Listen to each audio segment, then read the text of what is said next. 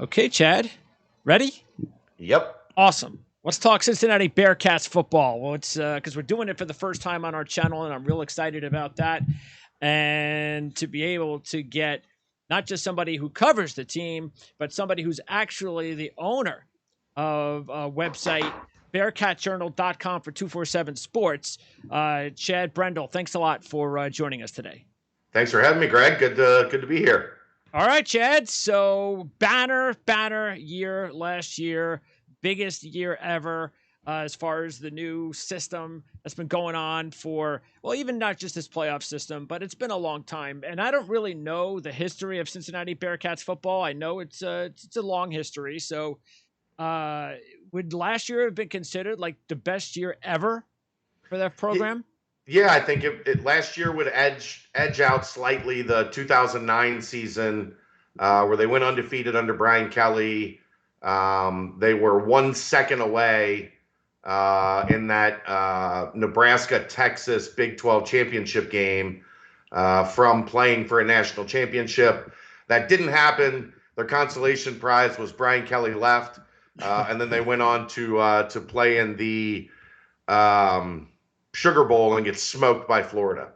Oh. So that was the previous best season ever. But yeah, last year would have to take the cake for the best season ever for Cincinnati.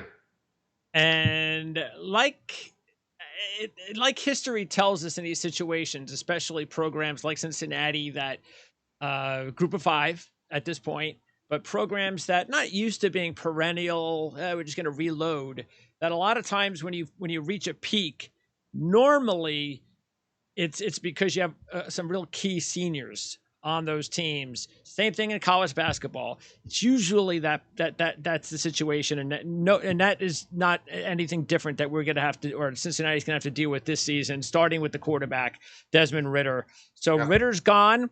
Do they have a replacement that is immediate? Is it a contest, or do they know who definitely has been their quarterback all along, all spring and all fall?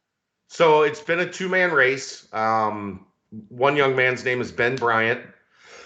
If you look on the surface, you'll see, excuse me, Ben Bryant is a transfer from Eastern Michigan. If you dig a little deeper, Ben Bryant was Desmond Ridder's backup for 3 years. And then went to Eastern Michigan last year because Ridder was clearly going to be the starter and entrenched in the job. So he went to Eastern Michigan, won the job there, took Eastern Michigan to a bowl game, threw for over 3,000 yards, 14 touchdowns, had a really solid year at Eastern Michigan. And then shortly after the season, he returned back to Cincinnati. Nice. And he has been competing with a young man named Evan Prater, who was Cincinnati's highest rated recruit ever.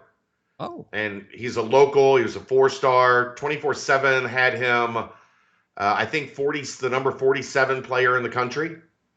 So the two of them have been battling it out. Bryant is the more pocket passer, traditional big arm type quarterback, where Prater is a lot more athletic, a little bit more inconsistent as a passer, but more dynamic on the ground in the run game. The two of them have been battling it out. It's been very tight. My guess is that it probably goes to Bryant because of his experience, especially having to start the season at Arkansas. But we'll see. What do you like about those two kids specifically from what you've seen? And I know it's a tough ask replacing Ridder. Yeah, I mean, I with Bryant, it's definitely his ability to make all the throws, his ability to make good decisions in the pocket. I think he's a little, and this is, an experience thing more than anything, a little bit quicker getting in and out of his reads, a little bit quicker getting the ball out of his hands, seeing the defense.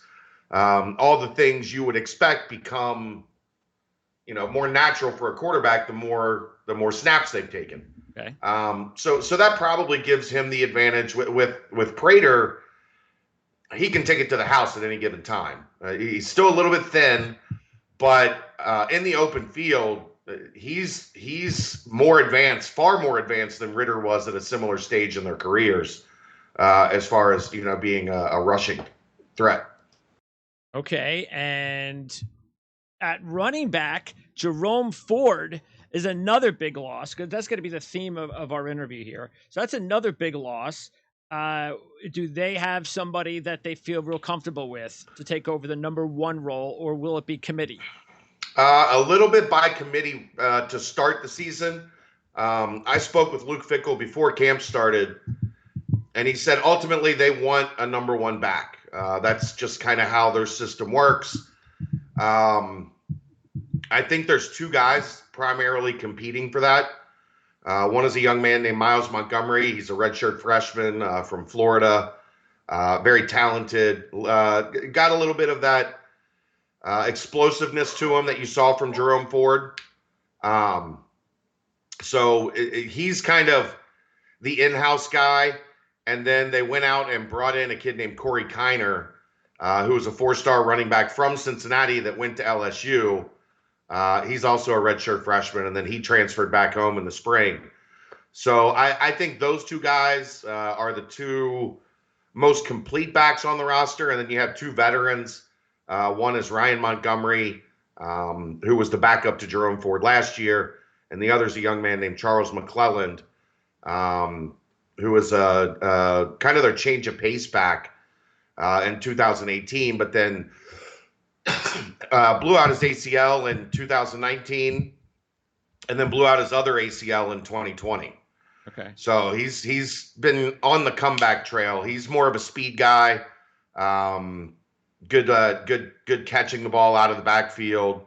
But those four guys are all going to be a factor in the running game until Luke Fickell decides which one is ready to carry the load.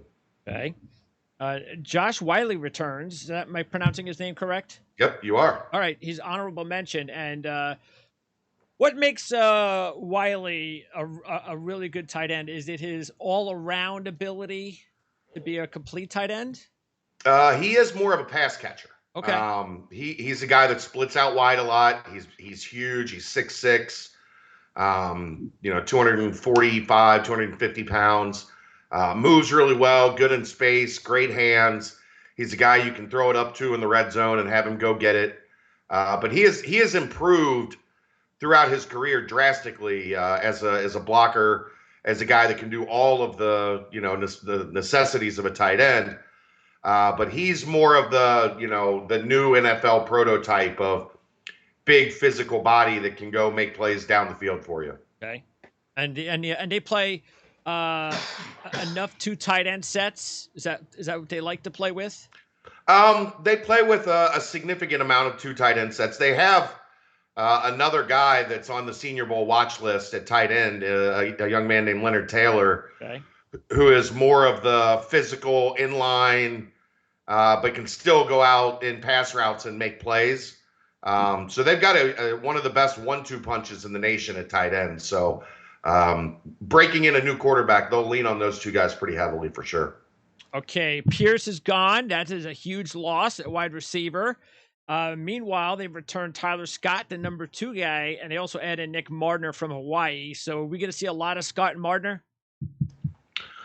Yeah, those two guys will definitely see a lot of play. A guy that's going to get a lot of run also is the slot guy. His name's Trey Tucker. Trey Tucker and Tyler Scott are both on the smaller side, but both of them have run sub 4.3s. They both run 4.29 40s. They can make plays in space. They can beat you, down the field. They both squatted 600 pounds at 5'9", 185. Wow. In this offseason. So those are two guys that they'll rely on a lot for leadership. Mardner is kind of the shiny new toy that at 6'6" can go down the field and really make some plays in the red zone.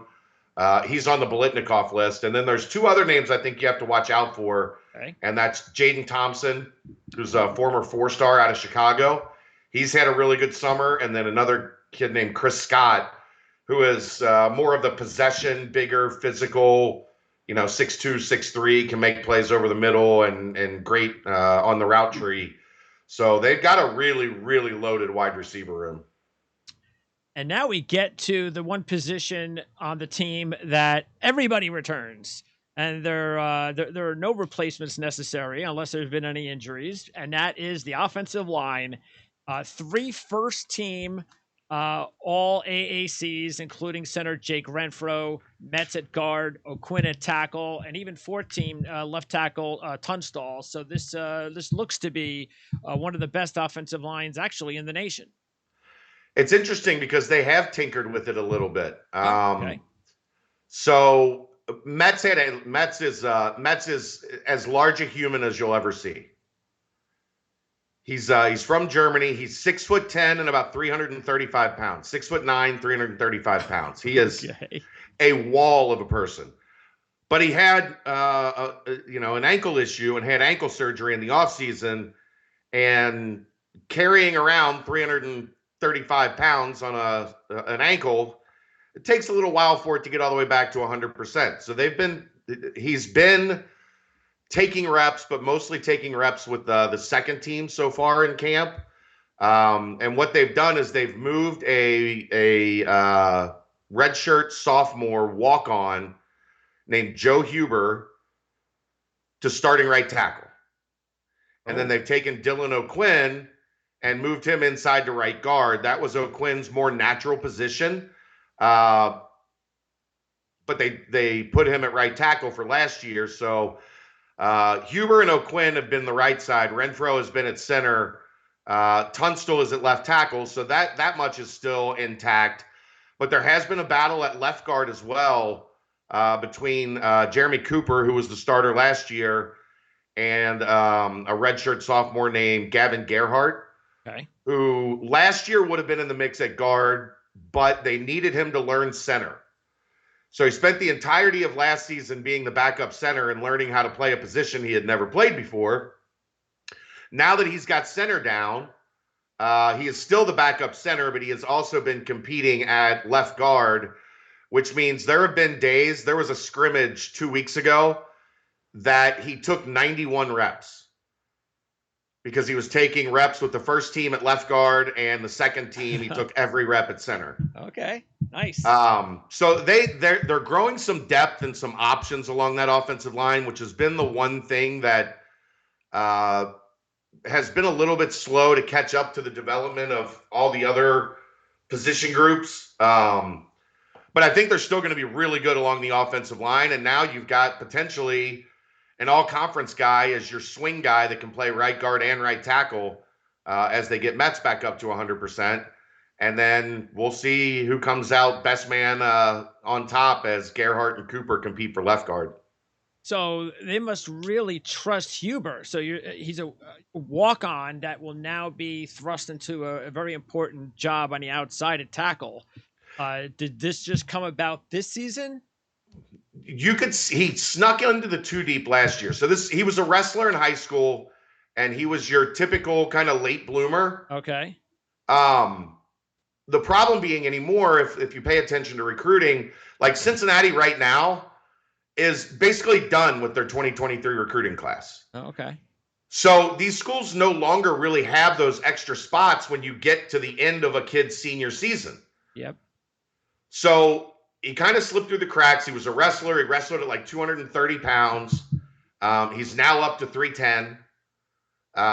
He's got a nasty streak to him. He's an engineering student, so he's really smart. He's got his own slogan that he wears on a T-shirt that says, "Through silence comes violence." Okay. He's a kid that doesn't talk a lot. All right. But there you could start to see, through last season, like all of a sudden you would see him running with the twos, and it's like, walk on with the twos? Yeah. Like, yep. And then through spring ball, Metz was out, so he came in and started and was with the ones all through spring and held his own and did a really good job. And then they moved him from guard out to tackle at camp to see how he looked there. And he looks like he's going to win that spot. So he's no longer a walk-on. He's now on scholarship. Okay, that's right. And they've got a new offensive line coach. That's what's always interesting, right? You get a new set of eyes in there. And every once in a while, they'll find something that maybe, wasn't seen before. And Mike Cummings loves Joe Huber. So Joe Huber slated to be in a very important position, protecting the right side of whoever wins the quarterback job. And we'll find out right away how that works out, because with Arkansas, that's not going to be. Nope. No pressure, kid. No, not at all. By the way, Huber, that sounds familiar, that name. Well, there's another one of those. They're not related. Oh, they're not. Okay. They're not. No. And the funny thing is the Huber on the defense for Cincinnati is a legacy. His dad played on the offensive line at UC, or played defense at UC, I'm sorry, back in the late 80s, early 90s. Okay. All right. Defensively, 6 draft picks gone. I am familiar with that as a Jet fan with Gardner. Bryant also gone, the Thorpe winner. Brian Cook gone. So that's your 3 guys from the secondary. So starting in the secondary, Arquan Bush does return at nickel, and he was second team last year. But the secondary, is this the biggest question on the team? Yeah, just because of, look, I've said this, and I haven't gotten much pushback from anybody that's been around the program even longer than the 16 years that I have. I think Ahmad Gardner was the most dominating player in Cincinnati football history. And as a Jets fan, you're starting to see why. Nobody's tried him yet. Yeah. Teams just quit looking to that side of the field. He was able, if you watch Cincinnati closely last year, he was able to get a couple sacks last year because he would corner blitz and they just didn't look where he was. Yeah. And by the time they realized he was corner blitzing, they were sacked. I mean, he's so dynamic. He's so good in coverage. He's so long and he moves his hips well. That you didn't have to worry about the boundary side of the field. It was closed. And that also helped Brian Cook at safety because he was the boundary safety. Well, now you don't have to help over the top. That's true. Yeah. On Sauce Gardner. So now you can bring Brian Cook down into the box. You can blitz him. You can use him in short coverage and zones, covering tight ends and running backs. You could just do so much defensively because Ahmad changed everything. Sauce changed everything. So that is ultimately a giant question. They have a young man. So what I think is going to happen is we're going to see Arquan Bush in Kobe Bryant's spot and move outside. Okay. Because Arquan Bush was an outside corner, but because you had Gardner and Bryant, the only way to get him on the field was at nickel. So I think you'll see him move outside to the field side. The battle at Gardner's old spot is going to be really interesting. They have a guy that backed up Sauce for 2 years named Jaquan Shepard that has been running with the ones, but the next Sauce is looming, and his name's J.Q. Hardaway. He looks just like him. He's 6'2.5", almost 6'3", almost 200 pounds, long, good hips, good coverage. He made plays throughout fall camp, which I think it's dumb we call it fall camp because it's not the fall yet. Yeah. But he's going to be a threat. Okay. At that boundary corner spot sooner than later. And then you have a veteran named Taj Ward that's played a lot of football at nickel. And a youngster named, well, not even a youngster anymore. He's in his, I think, third year. Sammy Anderson is a local kid that's also competing for that nickel spot. Safety, you've got Javon Hicks, who has played 3 years, has been all conference, back there to kind of anchor safety. And then there's a little bit of a recruiting battle or a position battle between a redshirt freshman, Brian Threats, and a redshirt junior in Jacob Dingle for the opposite safety spot to replace Cook. Okay. But overall, even though it's the biggest question, there's talent. There's talent, yeah. Okay. But you're just losing a lot of snaps, Greg. Yeah. Kobe Bryant and Ahmad Gardner took a lot of snaps. Yep. You can't replace those guys. No. All right. Linebacker.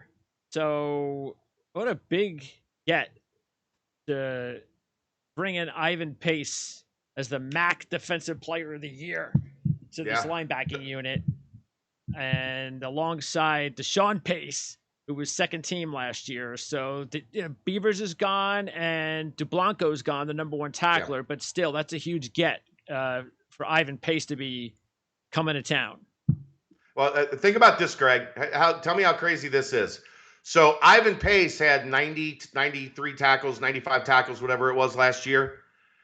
He split time at that coverage linebacker position almost 50-50 with Ty Van Fossen, Okay. who had about 70 tackles. 163 tackles between the two of them, and they split time at one position. That's pretty damn good. And then Wilson Huber, who's a converted tight end. He was kind of their pressure package linebacker last year. Now takes over in the middle for DeBlanco. He's a 6-year senior. He's going to be very good. And then Ivan Pace and another 4-star that's been waiting his turn in Jaheim Thomas will compete for that weak side linebacker spot. And Ivan Pace has dropped 30 pounds since he got to Cincinnati. Okay. He is an absolute menace on the field. He's small, probably maybe 5'9", but he squats 650 pounds. He knows how to shed blocks. And it just feels like every time you look up, he's making a play. And his brother Deshaun has that ability as well. The two of them, linebacker is, I think, Cincinnati's strongest position on the roster this year. And they're going to have to figure out a way to they've got 5 guys that can really, really play. They're going to have to figure out ways to get as many of them on the field simultaneously as possible. All right. So why did Pace lose 30 pounds? Is that a scheme deal? Because when you're that small. He was overweight. Oh, you was. He's 260 pounds at 5'10". Oh, I didn't realize 5'9". he was 260. Okay. Yeah, he's down to 230. Okay. He's still plenty big to play linebacker. Yeah, okay. He's just not pushing defensive end anymore. Yeah, that's good. Okay. I was like, oh, wait a second. How can he go from 230 to like 200? That wouldn't really be that good. So, yeah, that makes a lot more sense. 260 to 230. Yes. All right. And then up front, Brooks and Sanders is gone, but Van and Briggs are back. So talk about what's coming back and who should we keep an eye on. So they aren't going to have the speed that they had last year. Myjai Sanders was an excellent edge, speed rusher off the edge. They don't really have that guy on the roster right now. So it's a little bit more about power. Jawan Briggs, Gavin Gerhardt described him to me, the guy that's competing for left guard, described him to me as trying to remove a refrigerator with arms. Okay. I like it. He's 315 pounds. He's insanely strong, and they're going to be able to. Curtis Brooks was outstanding last year, who got drafted by the Colts. But Curtis Brooks was more of like even a speed guy up the middle, like beat the center off the snap and get into the backfield. Briggs is okay in terms of his get off, but what he does more often is just pick up the center and escort him to the quarterback. So a little bit different. It should, between him, Malik Van, and Jabari Taylor, because there's not as much speed and a little more power, that unit should be better against the run than we saw a season ago, where some teams were able to kind of, if you watch the Cotton Bowl, yes, teams were able to pick on that front a little bit because it was more speed than power. Yep. Now that they've got a little bit more power, we'll see how they go. And then the backup nose tackle, Greg, you're going to love. I got a feeling you're going to love this one, Greg. Okay. Dante Corleone. Oh. AKA the Godfather. He must really get a lot of. That's that locker room. I'm sure he gets more than his share of references. Oh yeah. He is 315, 320 pounds, and you can't move him. He's only a redshirt freshman. He had an incredible. If I had to pick a guy that improved their stock at camp the most, it would be Corleone. So he's going to give Briggs a chance to get a breather and not have to be out there every play. I'm very excited to see what he's going to do. Okay. They've got an Ohio State defensive end that transferred in named Noah Potter. That's 6'6" and 290 pounds.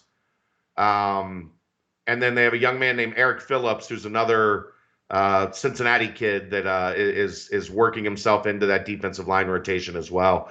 So they still should be very good across the front. It's just going to be a little different, a little bit more power than speed, as they were, constructed last year. Okay. And then special teams, they had another good unit last season. So do you expect much of the same? Well, the kicking game was terrible. Greg. Kicking game was We're being terrible. honest with Okay. each other. Terrible. That's terrible. As Charles Barkley would say. So they added a transfer kicker from Delaware named Ryan Coe, who was, I think, 14 of 17 last year with 3 kicks over 50 yards. He has had a couple days where you're like, oh boy. And then he'll go back out the next day and go, 10 for 11. Okay. So the consistency we're hoping becomes a little bit more clear. But he has a giant leg. I mean, he can hit comfortably from 53, 55 yards. Okay. And then their punter, Mason Fletcher, is a sophomore from Australia. That's their second. They had a young man named James Smith, who was a finalist for punter of the year. Which one is that? Groza? Oh, that's is it, or is it Guy? The Ray Guy Award. Yeah. He was a finalist for that a couple times. He left, and everybody thought last year, oh boy, punter's going to be a problem. And Mason Fletcher was outstanding coming in his first year punting in America from Australia. So they haven't missed a beat there. They've got excellent coverage teams. They've got 2 really, really good returners in Ryan Montgomery and Trey Tucker. So special teams and a new special teams coach that is the old special teams coach, former Ohio State defensive coordinator Kerry Combs. Okay. Who is a Cincinnati guy and more energy than any 60-year-old should ever have. All right, good for him. He does gassers with the cornerbacks after practice every day. It's usually those special teams coaches. They're the ones that seem to be a little bit more out there. So basically, the special teams in all is pretty good, but the kicking, the place kicking, was the nightmare last year. Yeah, I mean, you got to a point where sometimes you weren't even comfortable if you got to the 15. Oh, okay. Like, can we get a kick from here? Yeah, not good. Now, I mean, it changes, as you know, like it changes so much. If you feel like, as long as we get to the 30, we're going to get points. All right. Last year, they felt like if we get to the 3, we probably should go for it on point down. Well, you might need a little bit more of that this year because that wiggle room shrinks a little bit. Yes. No question. Well, Desmond Ridder was, the number 3 all-time winningest quarterback in college football. You don't replace that. That's not easy to replace. No. It's just not easy to replace any way you slice it. And all the players we've talked about are having excellent camps. It's been a really good camp. It really has. Okay, schedule. So we talked about Arkansas and Indiana. It would be the other big non-conference. Even though Miami is playing as better as they've ever played in the MAC, that's a nice little rivalry, if you want to call it that. One of the longest rivalries in the country, Cincinnati and Miami. That's long. It may not be competitive lately, but it's long. No, Cincinnati's won 15 in a row. Okay. Ben Roethlisberger was the last Miami quarterback to beat Cincinnati. I like to hear that. That's a nice little nugget. Now he retired. He just retired. Yeah. That shows you how long it's been so long that the last guy to do it has had a Hall of Fame career and retired. Yes. The road game of the year is at Central Florida. We made our predictions a couple of days ago, and we actually, I think, no, I was the one. I went with Cincinnati and Central Florida in the championship game, so I would look at that as a rematch possibility. What are you thinking? Because you got your regular competitive top teams, Houston and so forth. Eastern Carolina could be very interesting this year. So what do you think about? And I even think South Florida is on the rise, not for a division title yet, but I think they're coming. So what do you think? Is this another year that you expect Cincinnati to play for the championship? That Central Florida game, I think, is going to tell everything. The thing is, I think Houston's essentially a lock. Oh, they're that good. They don't play Cincinnati or Central Florida. I don't know that they're that good. But the schedule. But they don't play the 2 other top teams in the conference.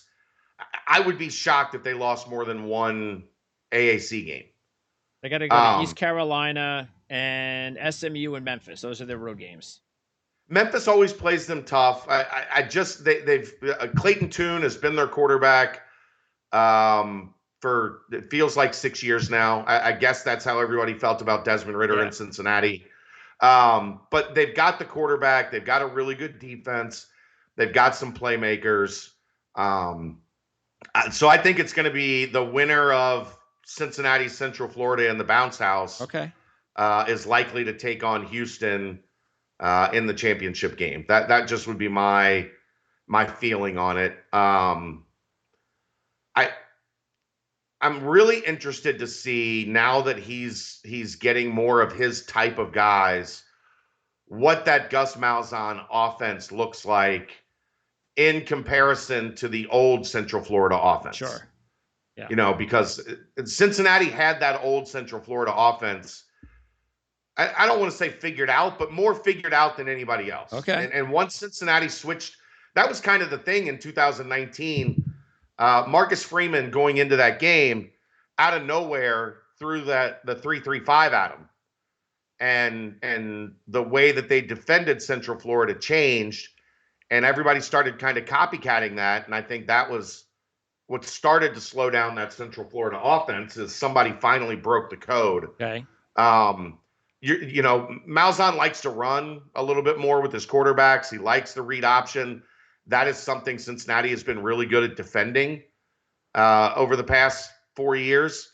So that'll be interesting. And, you know, the thing for Central Florida, what's their defense going to look like? Because they've had trouble in the back end. You know, they've had a high-end player or two here and there, but they just haven't had a great overall defensive unit in a couple years. Mm-hmm. And I'm interested to see if Gus gets them back to that.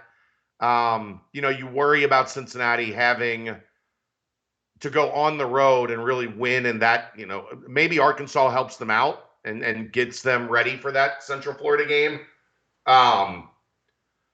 That one's going to be, we do our season preview show next week where we pick all the games. I'm still on the fence on Central Florida. I think I'm leaning Cincinnati. So you'll see Cincinnati and Houston rematch from last year in the American Championship game. But that Central Florida team is going to be definitely a threat. Podcast, is that a weekly or a daily?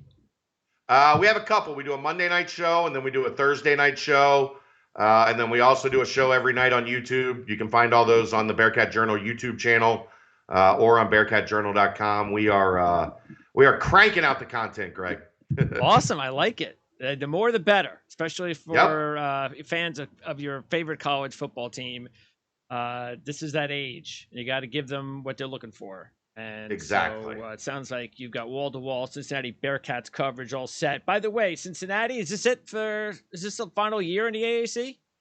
Yep, that's it. Big 12 next year. They've already signed all the paperwork. July 1st, 2023, Cincinnati is in the Big 12. In the Power 5. Welcome to the Cool Kids Club. Who else is going? Houston? Cincinnati, Houston, Central Florida, and BYU. I like it. Yep. That's going to make the Big 12 even that much. Well, that's good because the Big 12 needed a little infusion of some additional top. I mean, if you look at it, Cincinnati's a top 25 team. Houston's a top 25 team. BYU's a top 25 team. And Central Florida's just on the outside. Yep. So they went out and added the best possible options to strengthen that league in football. And then it's already the number one basketball league in the country. So it's gonna be a tough one every night trying to get dubs in the Big 12. Chad, I appreciate it. Again, it's great that we could talk Cincinnati football here on our channel, and we look forward to possibly getting the opportunity to talk to you again during the season. All right, appreciate it, Greg. Thanks for having me. You got it.